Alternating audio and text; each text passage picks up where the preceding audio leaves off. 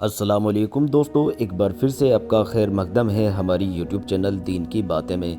دوستو، ابھی تک جو ہماری سیریز چل رہی تھی پیارے نبی کی زندگی کے پہلے جو 40 سال تھے اس کے بارے میں پچھلے 8 پارٹ میں ہم نے بتایا ہے۔ اب آگے ہم بات کریں گے نبوت جو پیارے نبی کو 40 سال کی عمر میں ملی تھی اس کے بعد کی زندگی میں کیا رہا۔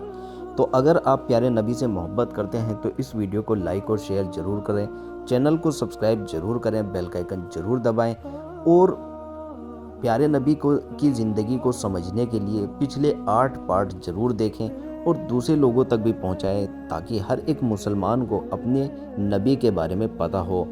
اللہ کے رسول صلی اللہ علیہ وسلم کی عمر جب 40 سال کے قریب پہنچی اور اس بیچ آپ صلی اللہ علیہ وسلم کو اب تک کے سوچ وچار نے قوم سے اپنی مانسک اور چنتاتمک دوری بڑھا دی تھی، تو آپ کو اکیلا رہنا پسند تھا۔ چنانچہ آپ ستو اور پانی لے کر مکہ سے کئی میل دور ہیرا ایک پروت ہے جس کو غارِ ہیرا کہا جاتا ہے، وہاں جاتے رہتے تھے۔ یہ ایک چھوٹی سی خندق ہے جس کی لمبائی لگ بھگ 4 گز اور چوڑائی 2.25 گز ہے۔ یہ نیچے کی اور گہری نہیں ہے بلکہ ایک چھوٹے سے راستے سے اوپر کی چٹان آپس میں ملنے سے ایک بوتل کی شکل اپنائے ہوئے ہے۔ آپ جب وہاں تشریف لے جاتے تو حضرت خدیجہ آپ کے ساتھ جاتی اور قریب ہی کسی جگہ موجود رہتی۔ آپ پورے رمضان اس میں ٹھہرے رہتے، آنے جانے والے مسکینوں کو کھانا کھلاتے اور باقی وقت اللہ کی عبادت میں گزار دیتے۔ دنیا کی تمام چیزوں پر سوچتے اور اس کے پیچھے کون کام کر رہا ہے اس پر سوچتے رہتے۔ آپ کو اپنی قوم کے لچر پوش شرک بھرے عقیدوں اور بیکار کے وچاروں پر بالکل بھی اطمینان نہ تھا، لیکن آپ کو اپنے سامنے کوئی اسپشٹ راستہ نہیں دکھ رہا تھا۔ اس لیے آپ نے طے کیا کہ ان سبھی چیزوں سے ہٹ کر بالکل الگ رہا جائے اور کھلے دل کے ساتھ آگے بڑھا جائے۔ نبی کریم صلی اللہ علیہ وسلم کا تنہائی پسند کرنا بھی حقیقت میں اللہ کے اپایوں کا ایک حصہ تھا۔ اس طرح اللہ آپ کو آنے والے بڑے کام کے لیے تیار کر رہا تھا۔ واستو میں جس آتما کے یہ بھاگیہ میں ہو مانو جیون کی سچائی پر اثر ڈال کر اس کی دشا بدل ڈالے، اس کے لیے ضروری ہے کہ دھرتی کی ویستتا، جیون کے شور اور لوگوں کے چھوٹے چھوٹے دکھ شوق کی دنیا سے کٹ کر کچھ دن کے لیے الگ تھلگ اور اکیلے رہیں۔ ٹھیک اسی سنت کے مطابق جب اللہ کے نبی صلی اللہ علیہ وسلم کو بڑی امانت کا بوجھ اٹھانے، دھرتی پٹ کو بدلنے اور اتحاد کی دھارا کو موڑنے کے لیے تیار کرنا چاہا تو رسالت کی ذمہ داری ڈالنے سے 3 سال پہلے آپ صلی اللہ علیہ وسلم اکیلے پن میں رہے۔ آپ اس اکیلے پن میں 1 مہینے تک سرشٹی کی سوتنتر آتما کے ساتھ یاترا کرتے اور اس وجود کے پیچھے چھپے ہوئے غیب کے اندر سوچ وچار کرتے تاکہ جب اللہ کا حکم ہوا تو اس غیب کے ساتھ عمل کے لیے تیار رہیں۔ جبرائیل علیہ السلام کا وحی لانا۔ جب آپ کی عمر 40 سال ہو گئی تھی، یہی عمر پوری بتائی جاتی ہے کہ پیغمبروں کے پیغمبر بنائے جانے کی عمر ہے، تو زندگی کے ستج کے پار سے نبی کی نشانی کا چمکنا اور جگمگانا شروع ہوا۔ یہ سپنوں کی نشانیاں تھیں۔ آپ جو بھی سپنا دیکھتے وہ صبح کی سفیدی کی طرح ظاہر ہوتا۔ اس طرح حالات پر 6 ماہ بیت گئے جو نبوت کے مقدس کا 46واں حصہ ہے۔ نبوت کی کل مدت 23 برس ہے۔ اس کے بعد جب غارِ ہیرا میں ایکانت واس کا 3 سال آیا تو اللہ نے چاہا کہ دھرتی کے واسیوں پر اس کی رحمت کا فیضان زیادہ ہو، چنانچہ اس نے آپ کو نبوت کا پد دیا اور حضرت جبرائیل علیہ السلام قرآن مجید کی کچھ آیتیں لے کر آپ کے پاس تشریف لائیں۔ دلیلوں پر ایک نظر ڈال کر حضرت جبرائیل علیہ السلام کے آنے کی اس گھٹنا کی تتھی طے کی جا سکتی ہے۔ ہماری کھوج کے مطابق یہ گھٹنا رمضان المبارک کی 21 تاریخ کو سوموار کے دن گھٹت ہوئی۔ اس دن اگست کی 10 تاریخ تھی اور سن 610 عیسوی تھی۔ چاند کے حساب سے پیارے نبی صلی اللہ علیہ وسلم کی عمر 40 سال 6 مہینے 12 دن اور سورج کے حساب سے 39 سال 3 مہینے 22 دن تھی۔ حافظ ابن حجر کہتے ہیں کہ بہقی نے یہ کہا کہ سپنے کی تاریخ 6 مہینے تھی، اس لیے سپنے کے دوارا نبوت کا آرمبھ 40 سال کی آیو پورے ہونے پر ربیع الاول میں ہوا، جو آپ کی پیدائش کا مہینہ ہے۔ لیکن جاگنے کی حالت میں آپ کے پاس وہی رمضان میں آئی، وہی آرم ہونے کا مہینہ، دن و تاریخ۔ اتہاس کاروں نے اس بات پر بڑا متبھید ہے کہ پیارے نبی صلی اللہ علیہ وسلم کو نبوت کب ملی اور پہلی وحی کب اتری۔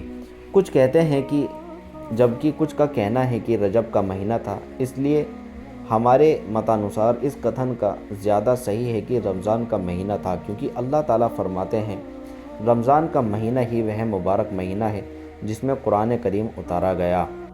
اس کے بعد اللہ پاک فرماتے ہیں ہم نے قرآن کو لیلۃ القدر میں اتارا، جبکہ سب جانتے ہیں کہ لیلۃ القدر رمضان میں ہے۔ یہی لیلۃ القدر اللہ کے اس ارشاد میں بھی ہے کہ ہم نے قرآن کو ایک درخت والی رات میں اتارا، ہم لوگوں کو عذاب کی سوچنا دینے والے ہیں۔ آئیے اب تنک حضرت عائشہ رضی اللہ تعالیٰ عنہ کی زبانی اس گھٹنا کا بیورن سنیں۔ یہ خدائی روشنی کا ایک ایسا شعلہ تھا جسے کفر اور گمراہی کے اندھیرے چھٹتے چلے گئے، یہاں تک کہ زندگی کی رفتار اور اتحاد کی دشا بدل گئی۔ حضرت عائشہ رضی اللہ تعالیٰ عنہ فرماتی ہیں کہ اللہ کے رسول صلی اللہ علیہ وسلم پر وحی کی شروعات نیند میں اچھے سپنے سے ہوئی۔ آپ جو بھی سپنا دیکھتے تھے وہ صبح کی سفیدی کی طرح ظاہر ہوتا۔ آپ کو تنہائی، اکیلا پن زیادہ عزیز ہو گیا، چنانچہ آپ غار ہیرا کی گفا میں چلے جاتے اور کئی رات گھر تشریف لائے بنا عبادت میں لگے رہتے۔ اس کے بعد آپ کھانے پینے کا سامان لے جاتے، پھر سامان ختم ہونے پر حضرت خدیجہ رضی اللہ تعالی عنہا کے پاس واپس آتے اور لگ بھگ اتنے ہی دنوں کے لیے پھر سامان لے جاتے، یہاں تک کہ آپ کے پاس وحی آیا اور آپ گفا میں تھے، یعنی آپ کے پاس فرشتہ حضرت جبرائیل علیہ السلام آئے۔ اس نے کہا پڑھو، آپ نے فرمایا میں پڑھا ہوا نہیں ہوں۔ آپ فرماتے ہیں کہ اس پر اس نے مجھے پکڑ کر اس زور سے دبایا کہ میری طاقت نچوڑ دی، پھر چھوڑ کر کہا پڑھو، میں نے کہا میں پڑھا ہوا نہیں ہوں۔ اس نے دوبارہ پکڑ کر دبوچا، پھر چھوڑ کر کہا پڑھو، میں نے پھر کہا میں پڑھا ہوا نہیں ہوں۔ اس نے تیسری بار پکڑ کر دبوچا، پھر چھوڑ کر کہا اقرأ بسم ربک الذی خلق۔ یہ آیت پوری پڑھی جس کا ترجمہ تھا پڑھو اپنے رب کے نام سے جس نے پیدا کیا انسان کو لوتھڑے سے، پڑھو اور تمہارا رب بڑے کرم والا ہے۔ ان آیتوں کے ساتھ اللہ کے رسول صلی اللہ علیہ وسلم پلٹے، آپ کا دل دھک دھک کر رہا تھا۔ حضرت خدیجہ بنت خویلد رضی اللہ تعالی عنہا کے پاس تشریف لائے اور فرمایا مجھے چادر اڑا دو، مجھے چادر اڑا دو۔ انہوں نے آپ صلی اللہ علیہ وسلم کو چادر اڑا دی، یہاں تک کہ ڈر جاتا رہا۔ اس کے بعد آپ نے حضرت خدیجہ رضی اللہ تعالیٰ عنہ کو گھٹنا کی سوچنا دیتے ہوئے فرمایا یہ مجھے کیا ہو گیا، مجھے تو اپنی جان کا ڈر لگتا ہے۔ حضرت خدیجہ رضی اللہ تعالیٰ عنہ نے کہا قطعی طور پر نہیں، خدا کی قسم اللہ آپ کو رسوا نہ کرے گا۔ آپ رشتوں کو جوڑتے ہیں، کمزوروں کا بوجھ اٹھاتے ہیں، مہمان کی آؤ بھگت کرتے ہیں اور ستیہ کے لیے مصیبت جھیلنے والوں کی مدد کرتے ہیں۔ اس کے بعد حضرت خدیجہ رضی اللہ تعالیٰ عنہا آپ کو اپنے چچیرے بھائی ورقہ بن نوفل بن اسد بن عبد العزیٰ کے پاس لے گئی۔ ورقہ اگیانتا یگ میں عیسائی ہو گئے تھے اور عبرانی میں لکھنا جانتے تھے، چنانچہ عبرانی بھاشا میں اللہ کی توفیق سے انجیل لکھتے تھے۔ اس وقت بہت بوڑھے اور اندھے ہو چکے تھے۔ ان سے حضرت خدیجہ رضی اللہ تعالی عنہا نے کہا بھائی جان آپ اپنے بھتیجے کی بات سنیں۔ ورقہ نے کہا بھتیجے تم کیا دیکھتے ہو؟ اللہ کے رسول صلی اللہ علیہ وسلم نے جو کچھ دیکھا تھا بیان فرما دیا۔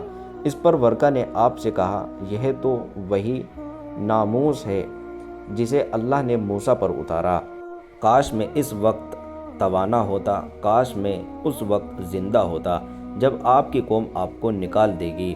اللہ کے رسول صلی اللہ علیہ وسلم نے فرمایا اچھا تو کیا یہ لوگ مجھے نکال دیں گے؟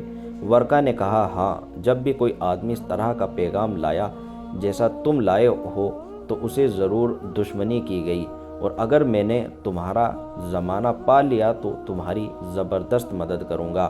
اس کے بعد ورقہ کی جلد ہی مرتیو ہو گئی اور وہی رک گئی۔ طبری اور ابن ہشام کی روایت سے معلوم ہوتا ہے کہ آپ اچانک وہی آنے کے بعد ہیرا کی غار سے نکلے تو پھر واپس آ کر اپنے ٹھہرنے کی باقی مدت پوری کی۔ اس کے بعد مکہ تشریف لائے۔ طبری کی روایت سے آپ کے نکلنے کی وجہ پر بھی روشنی پڑتی ہے۔ روایت ہے کہ اللہ کے رسول صلی اللہ علیہ وسلم نے وحی آنے کا ذکر کرتے ہوئے فرمایا، اللہ کے پیدا کیے ہوئے جیووں میں کوی اور پاگل سے بڑھ کر میرے نزدیک کوئی گرنا یوگیہ نہ تھا۔ میں بہت نفرت کی وجہ سے ان کی اور دیکھنے کی طاقت نہ رکھتا تھا۔ اب جو وحی آئی تو میں نے اپنے من میں کہا کہ یہ نکارہ، یعنی خود آپ کوی یا پاگل ہیں، میرے بارے میں قریش ایسی بات کبھی نہ کہہ سکیں گے۔ میں پہاڑ کی چوٹی پر جا رہا ہوں، وہاں سے اپنے آپ کو نیچے لڑکا دوں گا اور اپنا خاتمہ کر لوں گا اور ہمیشہ کے لیے راحت پا جاؤں گا۔ آپ فرماتے ہیں کہ میں یہی سوچ کر نکلا۔ جب بیچ پہاڑ پر پہنچا تو آسمان سے ایک آواز سنائی دی، اے محمد صلی اللہ علیہ وسلم، تم اللہ کے رسول ہو اور میں جبرائیل ہوں۔ آپ کہتے ہیں کہ میں نے آسمان کی طرف اپنا سر اٹھایا، دیکھا تو جبرائیل ایک آدمی کی شکل میں شتج یعنی افق کے اندر پاؤں جمائے کھڑے ہیں اور کہہ رہے ہیں کہ اے محمد، تم اللہ کے رسول ہو اور میں جبرائیل ہوں۔ آپ فرماتے ہیں کہ میں وہیں ٹھہر کر جبرائیل کو دیکھنے لگا اور اس کام نے مجھے میرے ارادے سے غافل کر دیا۔ اب میں نہ آگے جا رہا تھا نہ پیچھے، البتہ اپنا چہرہ آسمان کے ستج میں گھما رہا تھا اور اس کے جس کونے پر بھی میری نظر پڑتی تھی جبرائیل اسی طرح دکھائی دیتے تھے۔ میں برابر کھڑا رہا، نہ آگے بڑھ رہا تھا نہ پیچھے، یہاں تک کہ خدیجہ رضی اللہ تعالیٰ عنہا نے میری کھوج میں اپنے دوت بھیجے اور وہ مکہ تک جا کر پلٹ آئے، لیکن میں اپنی جگہ کھڑا رہا۔ پھر جبرائیل چلے گئے اور میں بھی اپنے گھر کی طرف پلٹ گیا اور خدیجہ کے پاس پہنچ کر ان کی ران کے پاس انہی پر ٹیک لگا کر بیٹھ گیا۔ انہوں نے کہا، ابو القاسم، آپ کہاں تھے؟ میں نے آپ کی کھوج میں آدمی بھیجے، وہ مکہ تک جا کر واپس آئے۔ اس کے جواب میں میں نے جو کچھ دیکھا انہیں بتا دیا۔ انہوں نے کہا، چچا کے بیٹے، آپ خوش ہو جائیے اور آپ جمع ثابت قدم رہیے۔ اس ذات کی قسم جس کے قبضے میں میری جان ہے، میں امید کرتی ہوں کہ آپ اس امت کے نبی ہوں گے۔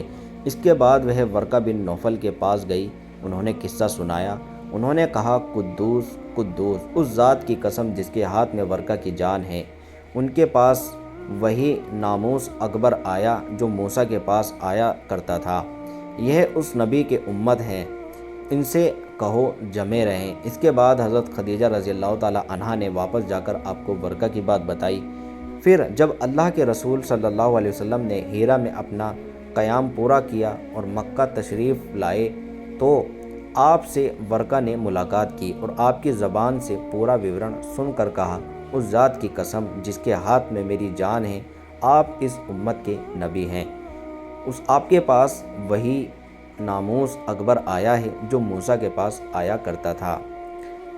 اس کے بعد وحی رک گئی اور رہی بات وحی کتنے دن تک بند رہی، اس سلسلے میں ابن سعد نے حضرت عباس رضی اللہ تعالیٰ عنہ سے ایک روایت نقل کی، جس کا مطلب یہ ہے کہ بند ہونا کچھ دنوں کے لیے تھا اور سارے پہلوؤں پر نظر ڈالنے کے بعد یہی بات ترجیح دینے کی بلکہ یقیناً معلوم ہوتی ہے۔ یہ جو مشہور ہے کہ وحی کی بندش 3 سال یا 2.5 سال تک رہی، تو قطعی طور پر صحیح نہیں، البتہ یہاں دلیلوں کی بحث ہوتی ہے۔ وحی کے اس بند ہونے کی مدت میں اللہ کے رسول صلی اللہ علیہ وسلم بہت دکھی اور پریشان رہے۔ چنانچہ صحیح بخاری کتاب التعبیر کی روایت ہے کہ وحی بند ہو گئی، جس سے اللہ کے رسول صلی اللہ علیہ وسلم اتنے دکھی ہوئے کہ کئی بار اونچی پہاڑیوں کی چوٹی پر تشریف لے گئے کہ وہاں سے لڑک جائیں، لیکن جب کسی پہاڑ کی چوٹی پر پہنچتے کہ آپ نے اب کو لڑکا دیں تو حضرت جبرائیل ظاہر ہوتے اور فرماتے، اے محمد صلی اللہ علیہ وسلم، آپ اللہ کے سچے رسول ہیں۔ اس کی وجہ سے آپ کو بے چینی چھپ جاتی، دل کو سکون مل جاتا، آپ واپس آ جاتے، پھر آپ پر وحی کی بندش لمبی ہو جاتی تو پھر اسی جیسے کام کے لیے نکلتے، لیکن جب پہاڑ کی چوٹی پر پہنچتے تو حضرت جبرائیل ظاہر ہو کر پھر وہی بات دہراتے۔ اس کے بعد جبرائیل دوبارہ وحی لائے۔ حضرت ابن حجر رحمۃ اللہ فرماتے ہیں کہ یہ اس لیے تھا تاکہ آپ پر جو ڈر چھا گیا تھا وہ ختم ہو جائے اور دوبارہ وحی کے آنے کا شوق و انتظار پیدا ہو جائے۔ چنانچہ جب حیرت کے سائے سکڑ گئے، حقیقت کے چن مضبوط ہو گئے اور نبی صلی اللہ علیہ وسلم کو یقینی طور پر معلوم ہو گیا کہ آپ اللہ تعالیٰ کے نبی ہو چکے ہیں، اور آپ کے پاس جو آدمی آیا تھا وہ وحی کا دودھ اور آسمانی خبر کا نقل کرنے والا ہے، اور اس طرح وحی کے لیے آپ کا شوق و انتظار اس بات کی ضمانت ہو گیا کہ آگے وحی کے آنے پر آپ ثابت قدموں والے ہوں گے اور اس بوجھ کو اٹھا لیں گے۔ تو حضرت جبرائیل علیہ السلام دوبارہ تشریف لائے۔ صحیح بخاری میں حضرت جابر بن عبداللہ رضی اللہ تعالیٰ عنہ سے روایت ہے کہ انہوں نے اللہ کے رسول صلی اللہ علیہ وسلم سے وحی کی زبانی بندش کی گھٹنا سنی۔ آپ فرماتے رہے، میں چلا جا رہا تھا کہ مجھے اچانک آسمان سے ایک آواز سنائی دی۔ میں نے آسمان کی طرف نگاہ اٹھائی تو کیا دیکھتا ہوں کہ وہی فرشتہ جو میرے پاس غار حرا میں آیا تھا، آسمان میں زمین کے بیچ ایک کرسی پر بیٹھا ہے۔ میں اس سے ڈر کر دھرتی کی اور جا چھپا۔ پھر میں نے گھر والوں کے پاس آ کر کہا، مجھے چادر اوڑھا دو، مجھے چادر اوڑھا دو۔ انہوں نے مجھے چادر اوڑھا دی۔ اس کے بعد اللہ تعالیٰ نے یا ایھا المدثر سے والرجز فہجر تک نازل فرمائی۔ وہی اترنے میں گرمی تیز آ گئی اور وہ لگاتار اترنے لگی۔ وحی کی قسمیں۔ اب ہم وانی کرم سے تنک ہٹ کر یعنی رسول اللہ صلی اللہ علیہ وسلم کی مبارک زندگی کے وستار میں جانے سے پہلے وحی کی قسموں کو بیان کر دینا چاہتے ہیں، کیونکہ یہ رسالت کی بنیاد اور دعوت کا سہایک ہے۔ علامہ ابن قیوم نے وحی کے نیچے لکھے درجوں کا الیخ کیا۔ نمبر 1، سچا سپنا۔ اسی سے نبی صلی اللہ علیہ وسلم کے پاس وحی کی شروعات ہوئی۔ نمبر 2، فرشتہ آپ کو دکھائی دیے بنا آپ کے من میں اس بات ڈال دیتا تھا، جیسے نبی صلی اللہ علیہ وسلم نے ارشاد فرمایا، جس کا ترجمہ ہے، روح القدس نے میرے دل میں یہ بات پھونکی کہ کوئی نفس یعنی جان مر نہیں سکتا، یہاں تک کہ اپنی روزی پوری حاصل کر لے۔ بس اللہ سے ڈرو اور طلب میں اچھائی اپناؤ، اور روزی کی دیر تمہیں اس بات پر تیار نہ کرے کہ تم اسے اللہ کی نافرمانی کے ذریعے کھوجو، کیونکہ اللہ کے پاس جو کچھ ہے وہ آپ کے آگیا پالن کے بنا حاصل نہیں کیا جا سکتا۔ نمبر 3، فرشتے نبی صلی اللہ علیہ وسلم کے لیے آدمی کا روپ اپنا کر آپ کو سمبودھت کرتا، پھر جو کچھ وہ کہتا آپ اسے یاد کر لیتے۔ اس شکل میں کبھی کبھی صحابہ بھی فرشتوں کو دیکھتے تھے۔ نمبر 4، آپ کے پاس وحی گھنٹی ٹنٹنانے کی طرح آتی تھی۔ وحی کی یہ سب سے سخت شکل ہوتی تھی۔ اس شکل میں فرشتے آپ سے ملتا اور وحی آتی تو کڑے جاڑے کے زمانے میں بھی آپ کے ماتھے سے پسینہ پھوٹ پڑتا تھا، اور آپ اونٹنی پر سوار ہوتے تو وہ زمین پر بیٹھ جاتی تھی۔ ایک بار اس طرح وحی آئی کہ آپ کی ران حضرت زید بن ثابت کی ران پر تھی، تو ان پر اتنی بوجھل ہوئی کہ جان پڑتا تھا کہ ران کچل جائے گی۔ نمبر 5، آپ فرشتوں کو اس کی اصلی اور پیدائشی شکل میں دیکھتے تھے، اور اسی حالت میں وہ اللہ کی مرضی کے مطابق آپ کی طرف وحی کرتا تھا۔ یہ شکل آپ کے ساتھ 2 بار پیش آئی، جس کا ذکر اللہ نے سورہ نجم میں فرمایا۔ نمبر 6، وہ وحی جو آپ پر معراج کی رات نماز کے فرض کیے جانے کے سلسلے میں اللہ نے اس وقت فرمائی جب آپ آسمانوں کے اوپر تھے۔ نمبر 7، فرشتوں کے واسطے کے بغیر اللہ کی آپ سے سیدھی بات چیت، جسے اللہ نے موسیٰ علیہ السلام سے بات کی تھی۔ وحی کی یہ شکل موسیٰ علیہ السلام کے لیے قرآن میں قطعی طور پر ثابت ہے، لیکن نبی صلی اللہ علیہ وسلم کے لیے اس کا ثبوت قرآن کے بجائے معراج کی حدیث میں ہے۔ کچھ لوگوں نے ایک 8ویں شکل کو بھی بڑھایا ہے، یعنی اللہ آمنے سامنے بنا پردے کے بات کریں، لیکن یہ ایسی شکل ہے جس کے بارے میں پہلے صفوں سے لے کر آج تک متبھید چل رہا ہے۔ تو دوستو، یہ تھی ویڈیو، امید کرتا ہوں آپ کو پسند آئی ہوگی، اور اس کے بعد ہم بات کریں گے پیارے نبی کا تبلیغ کا حکم اور اس سے متعلق باتیں۔ تو یہاں تک ہم ویڈیو کو اس کو بند کرتے ہیں۔ آپ سے امید کرتے ہیں اس ویڈیو کو لائک اور دوسرے لوگوں تک شیئر ضرور کریں گے۔ السلام علیکم ورحمۃ اللہ وبرکاتہ۔